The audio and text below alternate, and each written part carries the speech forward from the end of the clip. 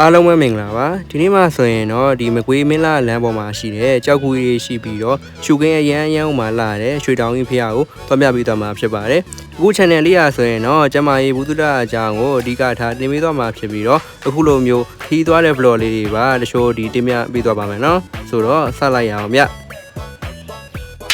ရွှေတောင်ကြီးဖျောက်သွားဖို့အတွက်တော့မကွေးဘက်ကနေမနက်9:00 နာရီမှစပြီးထွက်ခဲ့တယ်ပေါ့နော်တကယ်ကတော့မနက်8:00 နာရီမှထွက်မယ်ဆိုပြီးတော့တိုင်ပင်ခဲ့ကြပေမဲ့ထုံးစံအတိုင်းတယောက်ဆောင်ရင်လည်း9:00 နာရီရောက်သွားပါတယ်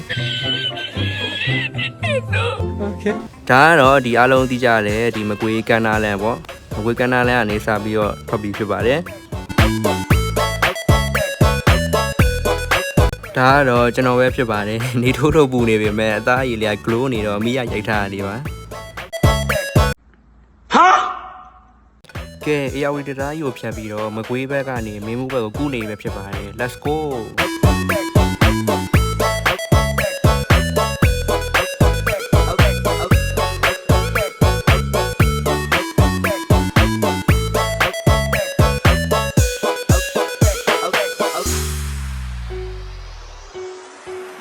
ကိုကတော့တရားပေါ်ကနေဆင်းပြီးတော့မင်းမှုဘက်ချံကိုရောက်ပြီပေါ့နော်မနက်ခင်းနေအောင်ကြီးလေးနဲ့အပင်လေးတွေကလည်းစိမ့်ဆူနေတော့လမ်းလေးကလည်းတမျိုးလှလို့နေပြန်ပါတယ်ဗျ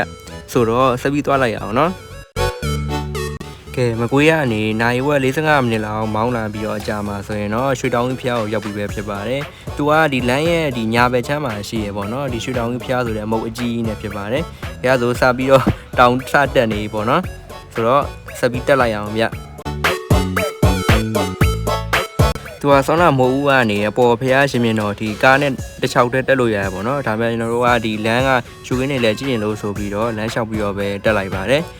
သူကဒီပုတ်ပွားတောင်မာကြီးတက်ရတယ်လို့ပေါ့နော် vibe ပြပေမဲ့သူကတောင်မာကြီးလောက်မမြင့်သလိုပေါ့နော်အခုလိုဒီကားလမ်းလေးတွေရှိတော့ကြတော့တက်ရတာလွယ်ပေါ့နော်အဲ့တော့ဒီလူကြီးသူမကြီးတက်ရင်လည်းအဆင်ပြေပါတယ်ပေါ်တက်တဲ့လမ်းတစ်လျှောက်လုံးမှာလည်းအခုလိုဒီဓာတ်ပုံရိုက်ဖို့လာတယ်ပေါ့နော် photo spot လာလေးရှိလို့လူငယ်တွေဆိုရင်တော့ဒီလမ်းလျှောက်တက်တာပို့ပြီးတော့ recommend ပေးပါတယ်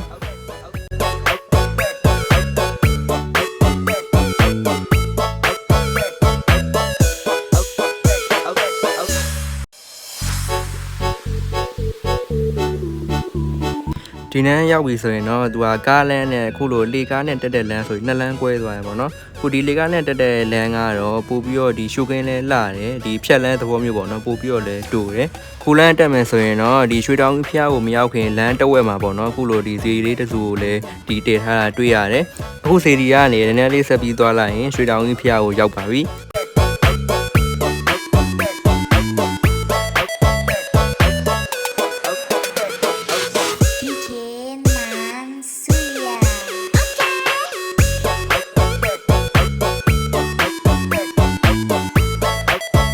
ဖျားစီတွေကိုရောက်ဖို့ဆိုရင်ဆောနာရောက်ချင်းတွေ့တယ်ဗိမန်ရဲ့ဒီဘေးလမ်းကြားကနေဆက်ပြီးတော့သွားရတယ်ပေါ့နော်ကျွန်တော်တို့ကလည်းဒီဗိမန်ကကာထားသလိုဖြစ်နေတော့ဒီဖျားသွားမဲ့လမ်းကိုရှာလိုက်ရသေးရပေါ့နော်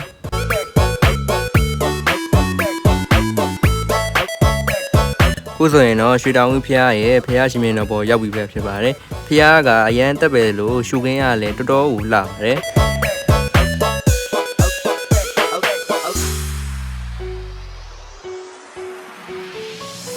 သွားတဲ့လမ်းပေါ်မှာလည်းအခုလိုဇရက်လေးတွေရှိရပေါ့နော်အဲ့ဒါမို့လို့ကိုယ့်ရဲ့ဒီတန်ငယ်ချင်းနဲ့သွားရင်ဖြစ်ဖြစ်မိသားစုနဲ့သွားရင်ဖြစ်ဖြစ်အခုလိုဝိုင်းဖွဲ့စားတောက်ပြီးတော့ပျော်စရာလေးတွေဖန်တီးလို့ရပါတယ်ဗျကဲအားလုံးသိချင်နေကြတယ်ကြောက်ကူကြီးသွားတဲ့လမ်းကတော့2လမ်းရှိရပေါ့နော်ဒီဖះမရောက်ခင်လမ်းရဲ့ဘယ်ချမ်းမှာပေါ့နော်ဆိုတော့ဒီအမားတော့ဂူသိုးဆိုရယ်ဒီစိုင်းမုတ်လေးကနေဆင်းသွားတာ2လမ်းရှိပါတယ်ကူလမ်းကတော့ဒီလူကြီးလေးဆိုရင်တော့တိတ်အဆင်မပြေတော့ပေါ့နော်အဲ့တော့ဒီဆင်းရတာကဒီကြောက်တုံးနေကြကနေအဲ့လိုကင်ပြီးတော့တခြားလေးဆင်းရတာမို့လို့ပါဟိုဘက်ဒီနောက်တလမ်းကတော့ဖះရှင်မြင်တော်ပေါ်ကနေဆင်းရတာပေါ့နော်အဲ့လမ်းကတော့ဒီပို့ပြီးတော့ပြေတယ်ပေါ့နော်ကဲကြည့်ပါအခုလိုတွေအဲ့လိုဆင်းရတာပေါ့နော်ဒါမဲ့ပြောဖို့ကောင်းပါလေလူငယ်တွေဆိုရင်တော့ဒီလမ်းကနေဆင်းကြည့်ပါဘောနော်ပို့ပြီးတော့ adventure ပို့ဖြစ်ပါတယ်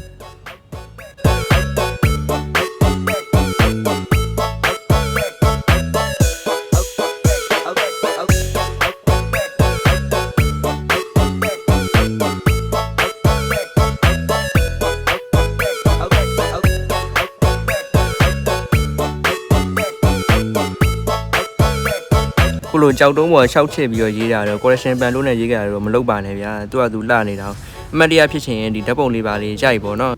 ကဲအဲ့ဒါဆိုကျွန်တော်ရဲ့ရှူတောင်ဝီခီးတင်ကိုတော့လောက်နေပဲဆုံးသတ်လိုက်ပါမယ်အခုနေရာဆိုရင်ရှူကင်းလဲအရန်လှပြီးတော့ပေါ့နော်ဒီဓာတ်ပုံရိုက်လို့ကောင်းတဲ့နေရာကြီးလဲအများကြီးရှိတာကြောင့်သွားဖို့အတွက် recommend ပေးပါတယ်ကဲအဲ့ဆိုအားလုံးပဲဘိုင်ဘိုင်မှာ